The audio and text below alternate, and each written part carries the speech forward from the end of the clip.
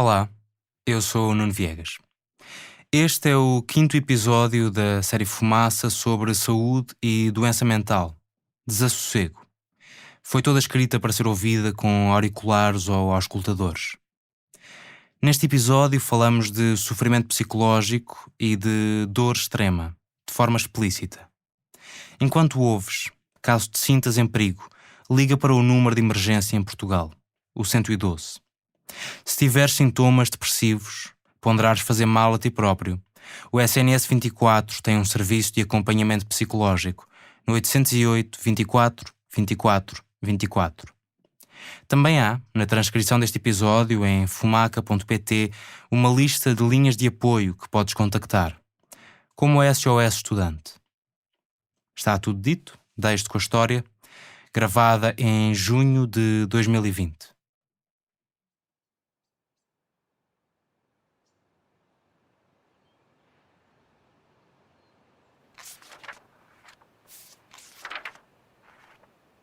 É este. Sei que ainda respiro, mesmo, sobrevivo entre estas camas. Rastejei-me nas precárias imagens dos meus sonhos, fui estúpida. Bem sei que morria dentro dos meus sapatos. Quero entrar pelo umbigo, desnascer pelas unhas. Empurram-me para um chuveiro. O vento entra e abençoa este altar naufragado. Escoa-me a sujidade doméstica. Sou um bebé bicho na podridão da minha alcofa e abro muito a boca à procura do primeiro choro. Depois brilho como um lustre, uma estátua elegante de seringa no braço. Caminho pelo corredor de um mundo ao outro, olho e fixo-me como um prego fascinado. Médicos aliados estalando frases, doentes insultando-se em círculos. Esta gente vem da minha lembrança de dor, pontes levadiças do coração supremo. Tudo isto é incrível como o lugar onde nunca fui. Estou sozinha, estou limpa, virginal, inteira como um coice do universo.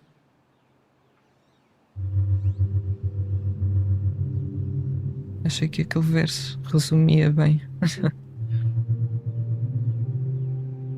E vai ouvir-se o meu isqueiro, não é? Não tem problema, mesmo. Ia-te pedir que te apresentasses, pode ser? O que quiseres dizer.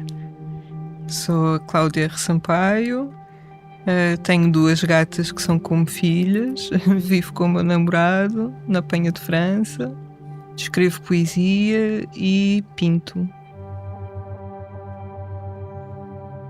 Eu já te ouvi dizer em algumas entrevistas que não escreves como um diário. Como é que tu escreves? Isto não vão ser perguntas fáceis. Pois, eu já ouvi pessoas dizerem que tenho uma poesia muito confessional e eu percebo. Eu, para dizer a verdade, eu nem sei como é que escrevo. Eu acho que se soubesse como é que escrevo, como é que acontece propriamente, não escrevia, porque eu perco sempre o interesse nas coisas que desmistifico. Eu aos 5 anos aprendi a escrever e desde a escola primária que quando me pediam para escrever alguma coisa aquilo saía em jeito de poema, o poema possível para uma criança, não é, com aquela idade. Inclusive aconteceram histórias de que no início a minha professora achava que se eu os trouxesse de casa que eles eram escritos por outra pessoa. E um dia foi a minha avó que foi à escola e explicou que era impossível porque ela não sabia ler nem escrever e a minha mãe só chegava a casa sempre, às vezes quando eu já estava a dormir. E pronto, eu sempre tive essa relação muito... Como é que eu ia dizer isto? Era assim que acontecia, a poesia aparecia-me.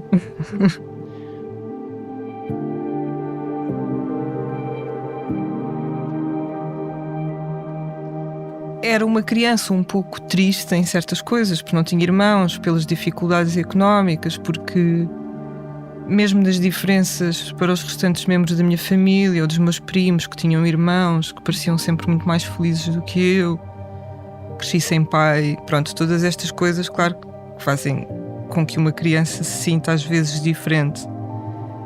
Mas pronto, mas nada de grave e as crianças encontram sempre formas, felizmente a imaginação nas crianças e as formas de se entreterem, de pensarem noutras coisas, eu acho que é muito mágica.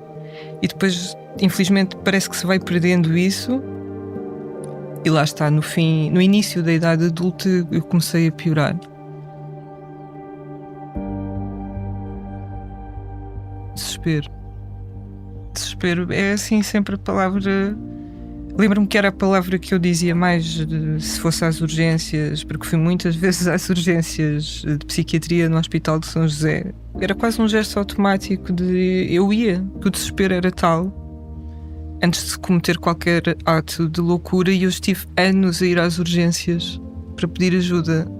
Eu também fui percebendo que nessas alturas não pensava propriamente, o teu raciocínio fica turvo. Quando eu estou nesse estado mais de desespero, eu sinto que não sou uma pessoa, que deixei de ser humana. Ficas um corpo com gestos meio robóticos e a única coisa que pensas é desespero, desespero, desespero. Ficas uma espécie de coisa que mexe, que come, que dorme, que fala, com dificuldade. Mas eu acho que aquilo não é ser humano. Por um lado é ser humano. Eu não imagino os humanos sem sofrimento e sem dor, e acho que seria também horrível não experienciares isso, porque acho que é o que nos torna mais generosos. Porque se não o experienciares, como é que tu podes comparar? Como é que tu podes saber o belo, o horror, o bom, o mau? Não sei. Agora, se calhar o ideal era experienciares isso e pronto, já vi como é, e não estares nessa repetição constante, que no fundo é o que acontece a quem tem problemas de saúde mental, é que é uma repetição constante do horror.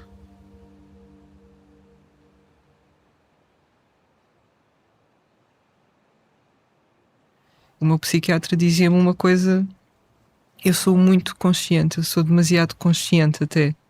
Ele dizia que eu era uma paciente muito curiosa nesse sentido, porque eu não só admitia que tinha um problema, e que ele achava maravilhoso como psiquiatra ter essa sorte de ter um paciente a dizer sim, eu concordo consigo, como dizia que eu tinha uma consciência elevadíssima sobre o que eu sou e o que me rodeia. E era também isso que me estava a destruir, essa consciência ou sensibilidade, não sei o que lhe chamar, é quase o que me faz doente. Não tem que haver um motivo propriamente. O namorado não tem de acabar comigo, não tem de morrer alguém. Às vezes basta sentires horror à tua volta, não te sei explicar. Claro que depois esse horror vira-se para ti própria, não é? Não é só o horror da guerra no mundo e da fome.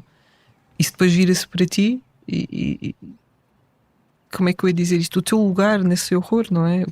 Quem és tu? O que é que fazes? Como é que sobrevives a isso?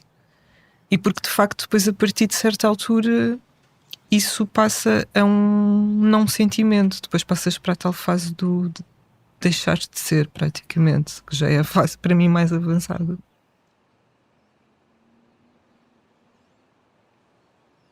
Estive internada no hospital, no Júlio de Matos, 3 vezes. A primeira vez foi em 2013 e o que acontecia é que até 2013, eu não fazia ideia o que é que se passava comigo. Não sabia porque é que me sentia tão mal, não sabia porque é que queria morrer muitas vezes, porque é que sentia que a minha cabeça era caótica, que me sentia tão perdida. Muitas vezes não percebes porque é que sentes aquele desespero todo, pensas, mas eu tenho comida, eu tenho um trabalho, eu tenho amigos, aqueles clichês todos, porque é que me sinto tão mal? Procurei psiquiatras, tomei 1000 comprimidos, só piorava. Até que em 2013, pronto, cometi um ato mais negro contra mim própria e fui internada. Agora, a grande piada disto tudo é que foi por causa desse primeiro internamento, foi um pouco o que me salvou, porque fui parar ao Júlio de Matos, fiquei lá internada umas semanas e desde essa altura depois comecei a ser acompanhada por um psiquiatra, que infelizmente agora já não é o meu psiquiatra, foi-se embora de lá, Mas pronto, que me explicou o que é que achava que eu tinha, porque é que aquilo acontecia. Comecei finalmente a tomar medicamentos em que pela primeira vez senti que me acalmavam e que faziam algum efeito. Faziam também efeitos horríveis, como sonolência, como um pensamento muito lento no início, quando não estás habituada. Infelizmente é assim, agora já os tomo há muitos anos, continua a ser muito lenta, infelizmente, mas já consigo ter uma vida normal com isso. Ele deu-te um diagnóstico? Ele na altura deu-me. Pronto, depois isto é outra parte. Eu já não penso muito nisso porque eu já percebi que lá está. Como uma vez um psiquiatra me disse numas urgências, eles não podem tirar sangue e dizer: você é bipolar, pronto, aqui está.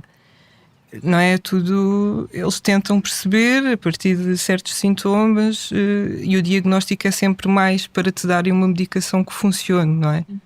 E mesmo até para te orientarem e tentarem, e a nível de terapia.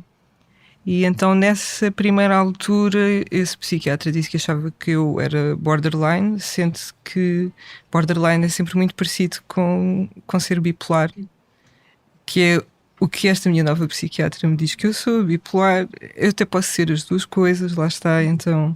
Mas pronto, isso é uma coisa que hoje em dia já não penso muito, sim, desde que consiga funcionar e fazer a minha vida.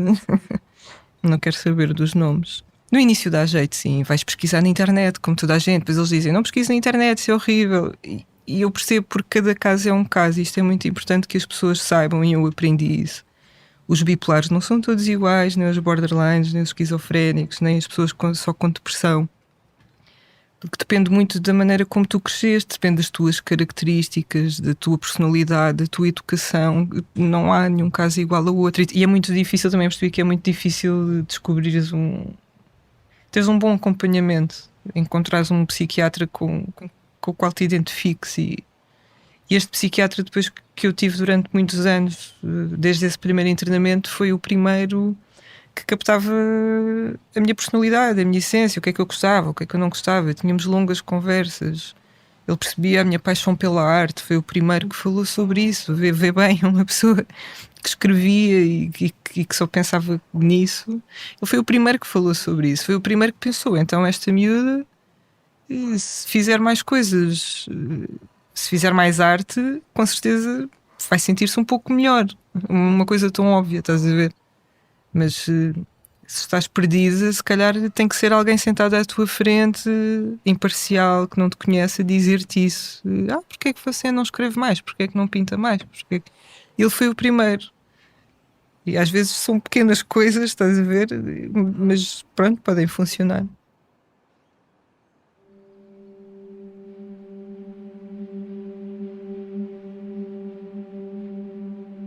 No segundo internamento, como eu não conseguia escrever porque estava demasiado drogada, pedi à minha mãe para me levar lápis e papel e comecei a desenhar o que via, assim, uns desenhos muito mal feitos. E pronto, e depois quando saí, apeteceu-me pintar. E comecei a pintar. Não tinha trabalho, não tinha dinheiro, não tinha nada. E só me apetecia fazer isso. Depois comecei a mostrar as minhas pinturas no Facebook, as pessoas começaram a ter algum interesse. Depois comecei a vender, e como na altura não tinha absolutamente dinheiro nenhum, mas foi muito complicado, porque eu não fazia ideia como é que ia viver, não tinha trabalho, era impensável para mim voltar a trabalhar na área que trabalhava, que eu escrevia para televisão. E lá está, depois desse internamento, que foi o maior, foi 1 mês e meio, eu descobri que eu estava a matar-me, no sentido, eu descobri que sou uma pessoa, eu não consigo viver contra mim, contra as coisas que eu gosto, contra as coisas que eu quero mesmo fazer. Eu tenho pavor de estar a desperdiçar o meu tempo. E comecei a perceber que se calhar era por isso que eu queria morrer, porque pensei: eu não estou a fazer o que eu quero fazer da minha vida, então para isso mais vale morrer. E pensei: eu não quero realmente morrer, eu acho que ninguém quer realmente morrer, não é? Eu percebi que eu já estava um bocado morta. Então pensei: ou eu faço alguma coisa para me sentir viva, ou então não vale a pena. E percebi que só me sinto viva se fizer as coisas que realmente me interessam, que eu acho que não são uma perda de tempo, como por exemplo escrever e pintar. E lá está, até eu podia nem sequer ter livros publicados, se calhar podia até acontecer ninguém ler a minha poesia, mas eu iria sentir que estava a ser verdadeira comigo, não é? Quando escrevo sinto que estou a ser verdadeira. Se calhar isto resume-se numa frase que eu descobri: que preciso da arte para estar vivo. A arte, como vou dizer um grande clichê, a arte salvou-me. mas sim.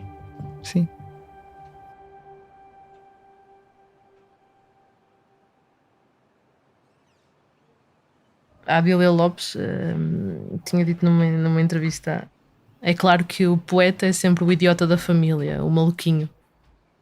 Aconteceu um pouco, sim. Sim. Gosto muito da Adília. Quem não gosta? As pessoas simplesmente não entendem ainda o que é ter uma doença mental e não percebem que a principal coisa que se deve fazer é primeiro dizer-se: ok, vou ouvir-te, vou tentar perceber o que é que se passa contigo. Isto é um gesto, isto é uma coisa tão simples, mas muitas vezes é uma ajuda gigantesca. Para já, porque nós próprios muitas vezes não sabemos, lá está, não sabemos o que é que se passa connosco e além de não sabermos porque é que estamos naquele estado, ainda temos dedos apontados e depois ouvimos coisas como: isso é mimo, devias era ocupar-te, pronto, coisas de quem realmente não percebe porque não está na tua pele, e nunca ninguém vai perceber o que está na tua cabeça, é impossível, é muito complicado perceberem.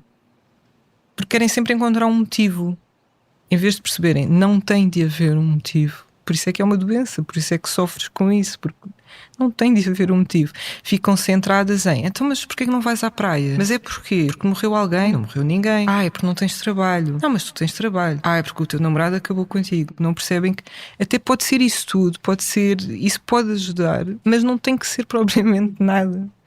Ninguém escolhe ter uma doença, é isso que as pessoas não percebem. Não me apetece propriamente ser bipolar ou outra coisa qualquer. Não sei, se eu pudesse. Garanto que não era. Lá está, as pessoas têm uma ideia ainda. Mas lá está, é porque não há discussões suficientes sobre isto, é porque não há programas, não é? Que eduquem as pessoas acerca destes assuntos, mesmo desde a escola. Eu acho que toda a gente, desde a primeira classe, devia crescer aprendendo o que é isto, se caso te aconteça teres um problema de saúde mental. Os psicólogos deviam ser gratuitos, devia ser obrigatório até toda a gente ter consultas para ver como é que está a tua saúde mental.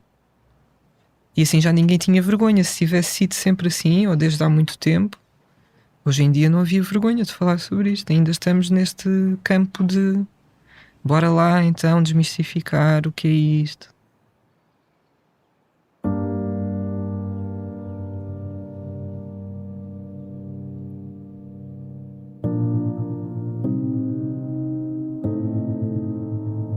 Cláudia R. Sampaio estava a tentar escrever pouco antes de chegarmos para esta entrevista, em junho de 2020.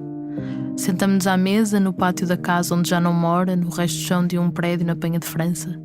Estranhamente, numa das colinas de Lisboa, ouvem-se nitidamente os pássaros. E de vez em quando, uma criança que chora à janela, uma vizinha que fecha os stores, uma moto que passa na rua. Cláudia escreve e pinta. É uma das criadoras residentes no Manicômio, um espaço de criação para artistas com doença mental e uma plataforma para promoção do seu trabalho. É um espaço com sede em Lisboa, que é de arte, não de terapia. Tem vários livros publicados, alguns algo difíceis de encontrar, até que em 2020 o escritor Walter Ugumem reuniu grande parte numa coletânea com o título Já não me deito em pose de morrer. Em abril de 2021 estreou a peça de teatro com um texto seu chamada A Loucura é o mais credível oráculo. E em 2022 saiu um novo livro, Uma Mulher Aparentemente Viva.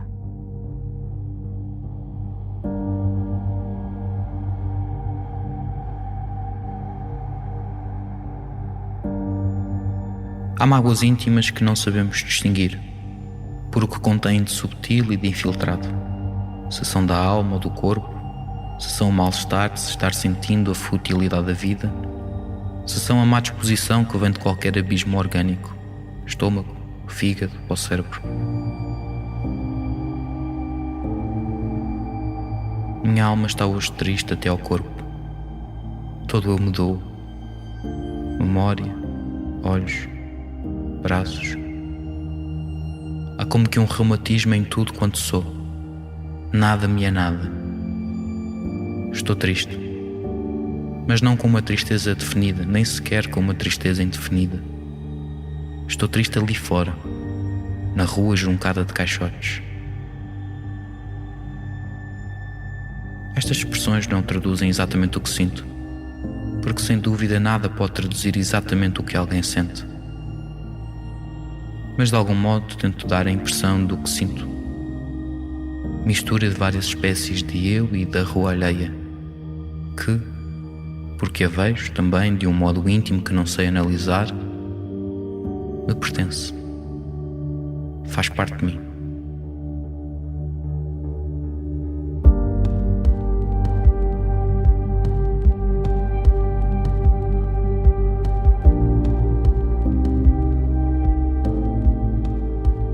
Acabaste de ouvir o quinto e último prólogo da série Desassossego, sobre saúde e doença mental.